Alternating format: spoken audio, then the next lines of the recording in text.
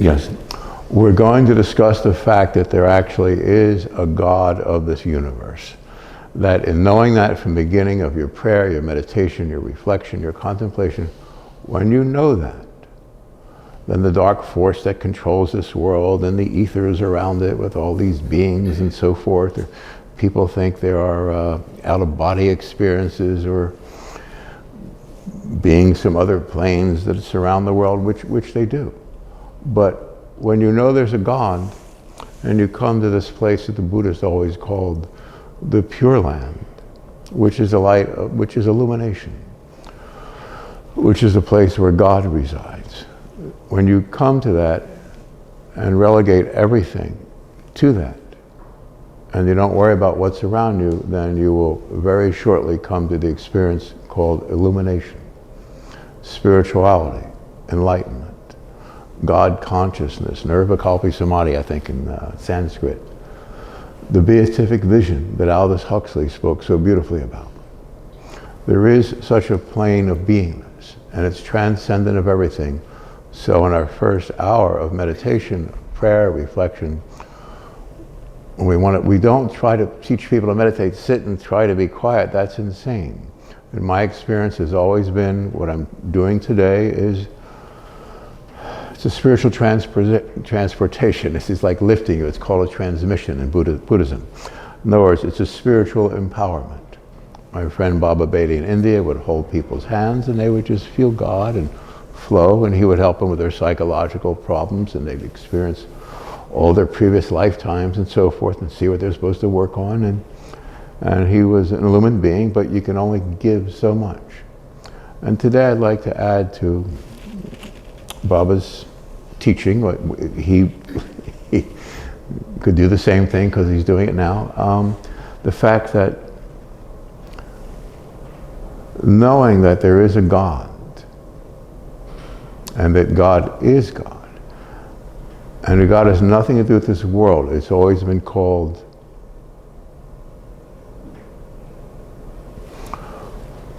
the illusion in Sanskrit, meaning when the Buddha said you will visit the house of your illusion no more, once you have this moment of enlightenment even.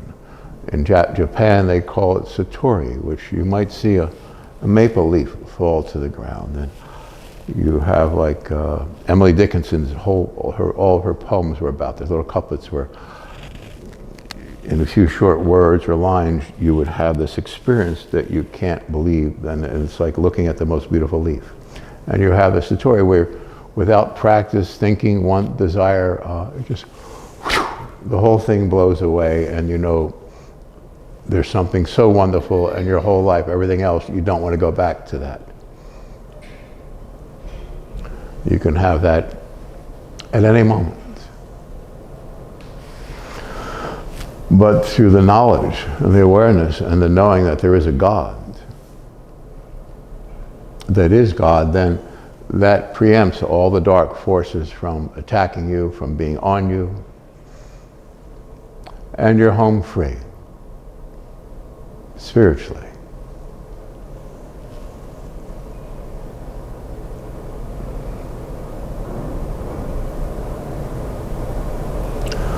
So in the same way that my friend Baba or my Buddhist friends throughout the Orient, or the first time I remember going to Japan the first time, where I sat with a family I was invited to in the afternoon. There were 10 or 12 people at a little table, but it's sunk into the floor and you sit quietly, and because everyone had this sense of like you would have in a tea room where you're more humble than the next person.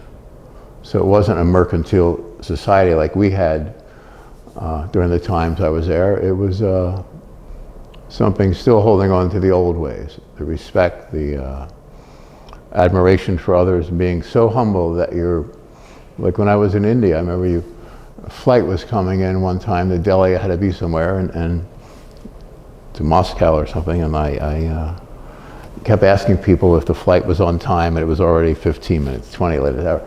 And everyone, oh, yes, sir, how would they put their heads this way? It's like, yes, because it was impolite to say no for any reason at all. So things got rough around the edges in business. Otherwise, it's just that you know that that's what it is, and they're just being humble.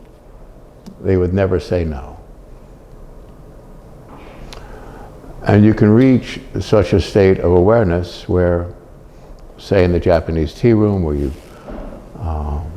become more humble than the person around you, it's something interior. It's not, you can't act that out. This is years and years of meditative, contemplative experience. You see the Japanese gardens will say they'll have a certain area that's just, they might spend 10 or 12 years building it, just have a few rocks here, or a certain plant there, and on the roof, when it rains come, the rain would have to pour a certain way, and the room you were sitting in meant something, and you were just there. This like one area of this little Japanese home and garden was this one area was where you'd sit when there's a rain squall or a storm, and you'd sit there just to listen to the rain. In other words, you don't go crazy like on a little ranch out here and it's raining, go and watch TV. You just have a little area where you sit and listen. And I'm not saying any culture, any society is more or less than anything, but I'm saying these areas exist all around the world. In my place in Virginia, a mountaintop, where we built the World Zen Center, it had all these Indian mounds, and it was such a holy, holy, holy place. So I'm saying all people are reaching for this. All people want this, all people need this. And the material universe doesn't really exist. It's called Maya in Sanskrit, the illusion. You'll visit the house of your illusion no more. The point is that it's such a wonderful experience to know God, and you don't have to train yourself. You don't have to work for years building the garden, the temple, because you are the temple and the garden. So if we humble ourselves, quiet ourselves, and that does not mean being less than anything or anyone. It means seeing, like I can see all the different beings that move people. I'm saying me, I'm saying there are several 100 million people like me, maybe 1 billion, who knows, that are very spiritual inside and see all these things, and rarely will they express it in the way I'm expressing it right now. Because you see it, but you can't get it to the forefront to explain to people because they're busy being busy around you, and you can only get out what you can get out when you can get it out. You understand? It's called being humble, and in this world it's a trauma. But if you understand it, then you have a power over all the worlds. Not this world, all the worlds. And God looks out from your eyes. And it's not God like the shake, it's God who's going to bring an earthquake. It's when God, the Lord God, comes to the world to end the world, it's not going to be Hollywood special effects. This is what it is. And then you can heal your children and your loved ones. It's a higher consciousness. I live with all the people I loved in my life that I couldn't help boy, it was so disturbing for me. There were certain people around me, but I had to move on that I couldn't help. And that I knew were good, and they were being traumatized or abused, and boy, I needed to end that for them. And that's been with me all these years, but it allows you to purify yourself inside. Even if you're illumined, you can get more pure, and you have to come back for all your friends. You will not leave them. So if you understand what I just said, then that will drive you to quiet yourself, to stop reacting or wanting or needing or even caring. You just simply, it's a state of caring like a leaf floating in the summer breeze. It just is. There is a state of quietude, of purity, nirvana, the beatific vision. Because there is a God, because there is a heart and soul within us that knows God, that is God. I'll just say something to make it very clear for all of us and everyone who has this thought. There are incarnations, there are lifetimes.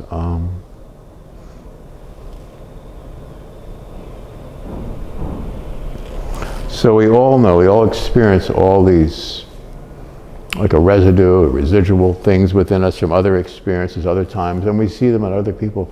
Oh, you were Cleopatra, or not you. And it was that's Rob here. The point is, we all have these feelings, but the true feelings we have, like the Emily Dickinson feelings, the idea of Satori, where you see one thing and it's the most beautiful moment of your life. It's to arrive at that place is very, very easy. It's just through knowing it, knowing there is a God,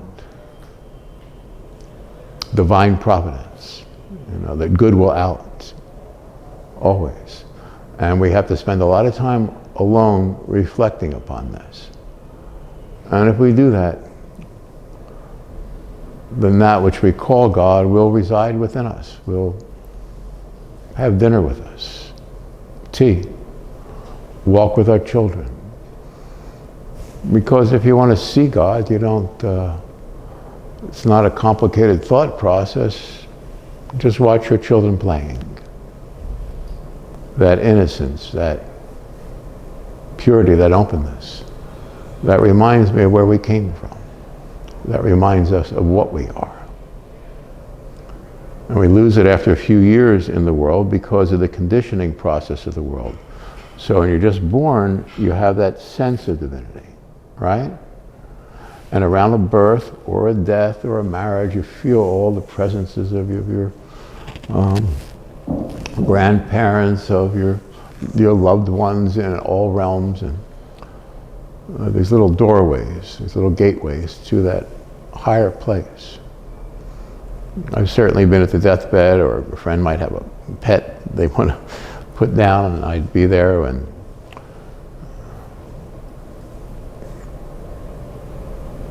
it's something exquisite and beautiful.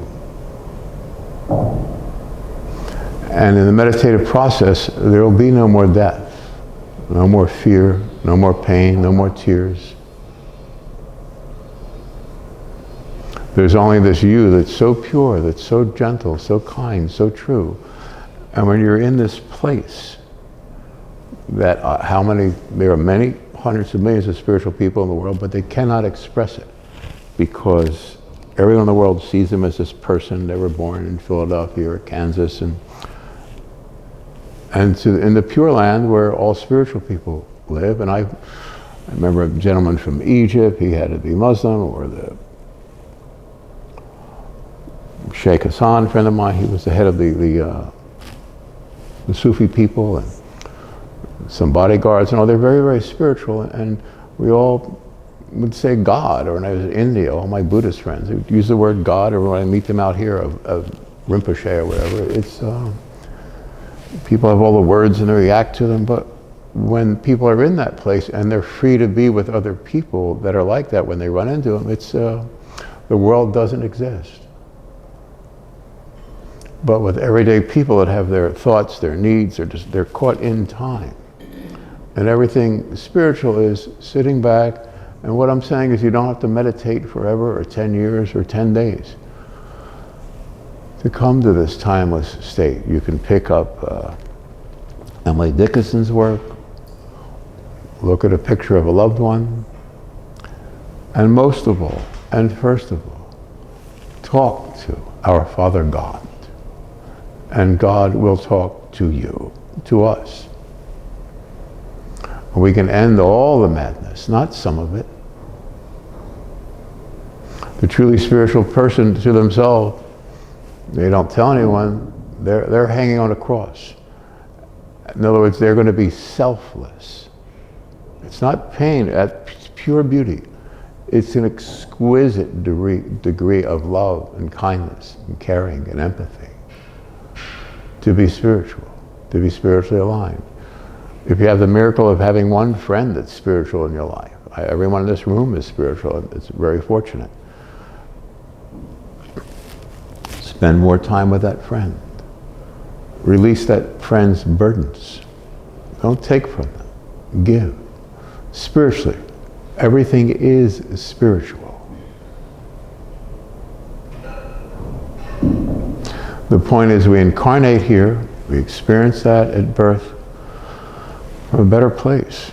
We've all done it voluntarily. As infinite spiritual presences, we felt something. A hairline in the universe was out. We're used to going from dimension to realm, and there are no human words or thoughts for it because we cannot experience it. It's too pure. But when you get to this point, you will. And though out there we felt there was something out of whack in the universe, so we gave up our infinite spiritual presence. It's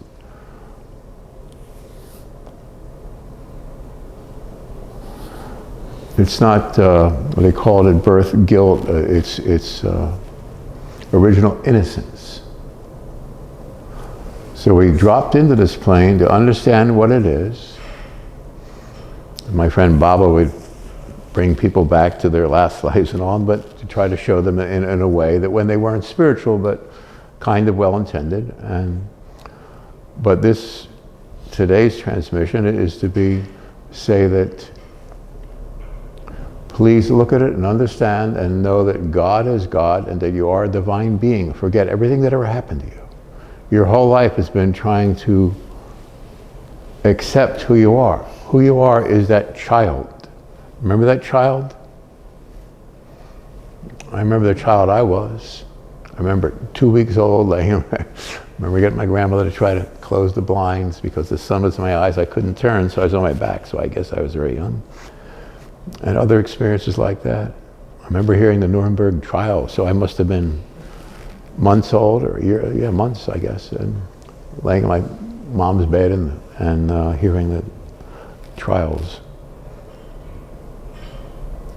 Point is, please know there's nothing wrong with you. You've done nothing wrong. Your conscience itself has been co-opted by what this force called the devil, Mephistopheles. The entire material universe is a mistake in consciousness. And you are God's savior. You are the savior. You're here to save your loved ones. You're not going to do it at the school board, at whatever, at knocking your head against the wall. You get into this place very deeply. I'm one of many friends I have to do deep possessions or whatever. It sounds, you're depossessing the entire world. And the people who fight the school board or the city council or whatever it is, I'm just saying whatever the archetypal images out there who have control or power over anyone. No one has control or power over anything. That's the idea of meditation. It all goes up in a puff. It's quite wonderful to know him. And when you know him,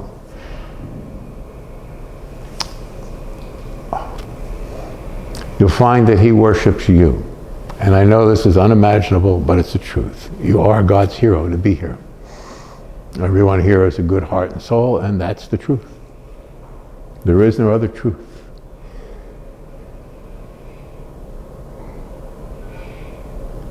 So accept yourself as you are, look back on your childhood, the innocence, bring it forward a few months, a few years, knowing that God is with you, even though God is you, but knowing that consciousness is you, will bring it forward, and you'll understand and see and perceive things that are so exquisitely, wonderfully beautiful.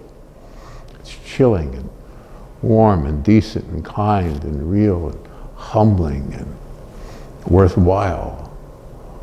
To know him, the only God, to know you, his very best friend. And actually from time to time he speaks to us. And when he does, it'll be as though we're the only person in the world, because the God we are, the only person in the world. Do you understand? It's a pure land, like the Buddhists called it. I saw my friend, the Rinpoche in Palo Alto, a year or two ago, and as much as we love each other and been friends, we worked together years ago for a couple of years, and we had nothing to say. We looked at each other, all I saw were the mountains, and spiritual mountains, not the ones that we are familiar with, and Himalayan mountains that we're both familiar with, but it was the ones of the Pure Land. They call it Shangri-La or Shambhala, and there's like this land where it's a great movie with that in it, Lost Horizon. That's right. I think it was the first paperback ever written in 1931, Lost Horizon by, I forget his name. Very interesting book. And it's about looking for Shangri-La. And all my friends in Tibet and Nepal and whatever, in northern India, where it wasn't like, there were a lot of Westerners came there to find God or a guru or whatever. And me as a friend, with us, it was like we weren't going to go over this mountain range and find it. It wasn't behind Trungalungma, that's one of the mountains. It was, it just was. It's that Pure Land, it's a higher state of consciousness. It's the awareness of God, the beatific vision. It's the real you, the true you, that will come to by simply communicating with God more often. And the main point of this entire empowerment, and this will get you over everything, is to know that in spirituality, like when Paul said that the Bible was written in a mystery. The mystery is that you have to be spiritual to understand it. I'm not saying every passage, but all the, the basics of it. And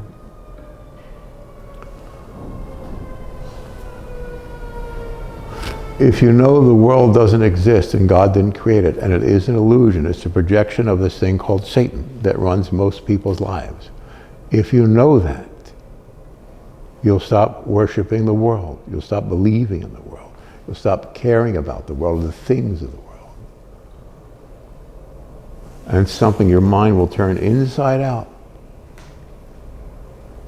It's like when you pray, you reflect, you do these deep practices, something will happen to you. And if in the very beginning you know that God is God and there's nothing wrong with you,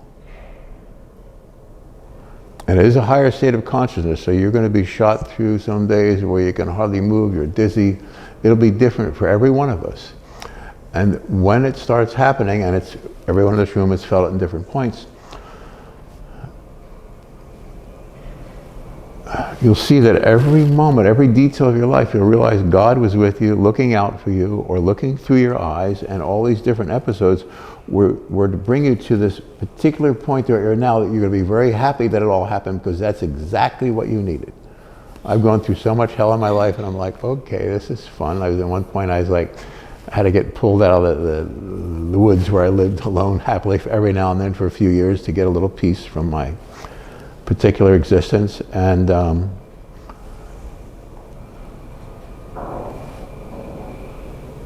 I'd always be shocked at being around people when I'd go into the city or something, the horrible atmosphere of it, the pain of it, the trauma of it, and all the disgusting things that were poured at me, being totally innocent most of the time. What I'm saying is the world will do anything to keep you, it's like a cobwebs, right? And it's through prayer and reflection and contemplation and knowing that you came here innocently and there's nothing wrong with you to begin with, and you see how God structured your life. You did it, you voluntarily came here, how God structured it in a way, in the most delicate sense, to bring you the particular understanding that each of us, as a parent, as a friend, as a teacher, as a role model, have to understand to play our part in the drama here, to end the drama. Like where the Buddha said, you will visit the house of your illusion no more. Or he said that life was like a whole lifetime was like a bubble in a stream or a flash of lightning. I remember in some book I read, it was a favorite line of mine, where we're talking about a lifetime, and it was like there was a bird going through the top window of one side of the church and flying right through out the other side of the window, and that's a lifetime. I could certainly feel all my lifetimes or all your lifetimes or everyone's lifetime in the whole world in an instant, and it doesn't mean anything. And then through that you can feel the lifetimes of the flowers and the trees and the bumblebees and of all the angels in heaven. and all their angels in their heavens. It's quite wonderful and beautiful to know God, to be as God is, to understand there's nothing wrong with us. There's everything right with us. We are great heroes fighting an enormous battle against something completely evil. So it doesn't matter, sociopaths, in other words, people without a conscience. They can do things and all, and it doesn't matter. If you become very, very quiet, and you'll see how laughable it is, because they all think they're getting something. They're piling up goods or deeds or whatever it is, but they're not getting away with anything. They're being used by an uglier being and an uglier being, but all of it's an illusion.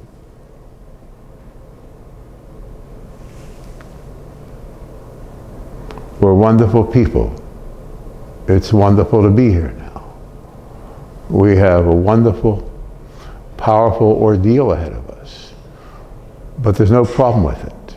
There's only certainty once you know Him, the only God, and you, His very best friend, because we care. So won't you help? There's an Indian holy woman said that to me in India 50 years, more than 50 years ago. In India, no one needed to ask me to help. I understood it all, but it was like, yes, at a point you have to be asked, you have to do this thing. You have to give up all your wants, your needs, what you think you have or don't have. And then your family will be happier. Your burden will be lighter. Your teaching will be more pure. Your heart feel the grace and dignity. And you'll fear no more in any realm. My buddy Carlos or Sensei Suzette here teaches Krav Maga, a pretty little thing here who's twice as strong as me, and with her family, and she had to make herself tough to protect herself, or Master Greg here, 8th degree in Kempo and 10th in Shaolin, and just nice, strong people made themselves strong to protect others. Not everyone does that. You can get a black belt and still be a little bit weird, but I'm sure you're light years from where you began, because it's about the art of working together, respecting one another. You can't learn unless the teacher is humble and wants to give the teaching. And our teacher is God and wants to give the teaching. Please help.